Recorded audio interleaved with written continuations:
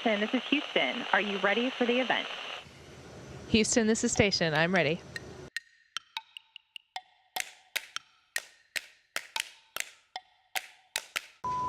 Hi, I'm Christina Cook. This is Ask NASA, where we answer your questions, even in space.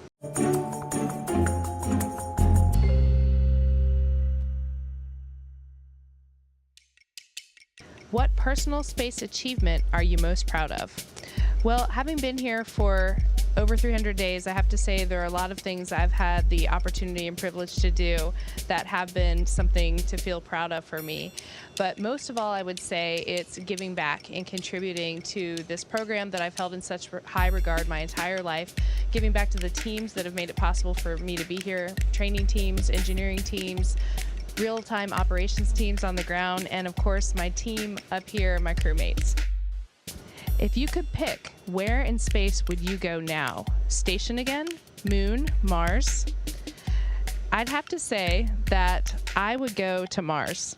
And the reason I say that is because I think going deeper into space and answering some of the most fundamental questions that we have is one of the most important things we can do at NASA. I think that going back to the moon first to prove out the technologies needed for that deeper space mission is really important, and that's why I'm so excited that's what's on the horizon for us in the 2020s with the Artemis mission. After nearly a year in space, are you ready to come home, or would you stay longer?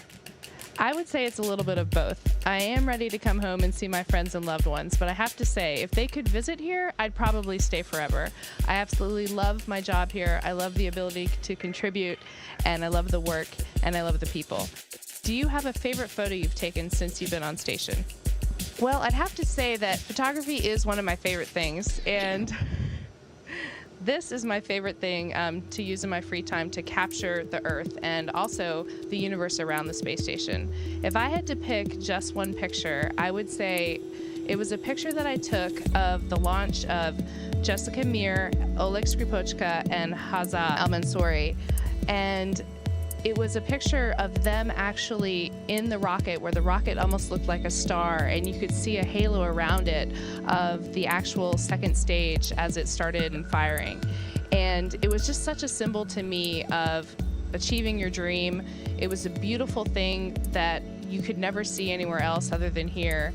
And it just sort of put a punctuation mark on the idea of a rocket launch and how awesome of a thing that is to be a part of and to be able to actually witness with your own eyes. What a great question. It's something that we call expeditionary skills behaviors. And what that means is it's a set of skills that is important for being productive and doing your best in a close environment that is not something you're accustomed to on the Earth, such as the space station. Leadership, followership, group living, team care, self-care, communication, things that allow you and your crewmates to basically work at your best every single day and still get the mission done. There is so much out of this world science going on up here. It's really exciting. If you can imagine anything that happens to just be better served as a scientific question in microgravity than it does on the Earth, we can do that up here. So that covers all kinds of realms of science, including biology, biotechnology, physical science, Earth and space science, technology demonstrations, and even human research on our own bodies. One of the most exciting pieces of science that I've had the opportunity to be involved in is directed towards developing medicines for fighting some of the diseases that we all face. You know, I think that's a question that we're all looking to answer right now. There's so many different factors that go into that question. And the real answer is, I think, we're not necessarily limited fundamentally by any one thing. It's really just a question of where can our technology and our innovation take us. One of the reasons I'm so happy that I've had the opportunity to do an extended mission is that that contributes to that understanding.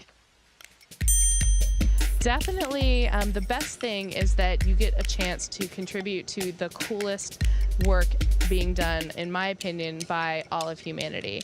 I have held this, human spaceflight in such high regard my entire life, and so to get the opportunity to actually contribute to it day in and day out is by far the best part about being up here. Now, second, I would say, is definitely being able to float. Microgravity sure makes it fun to get around. Here on the space station, we have to work in every orientation. We have stowage on the ceiling, we have science experiments on the ceiling, and so it's pretty fun to be able to float around, to flip around, just to get around.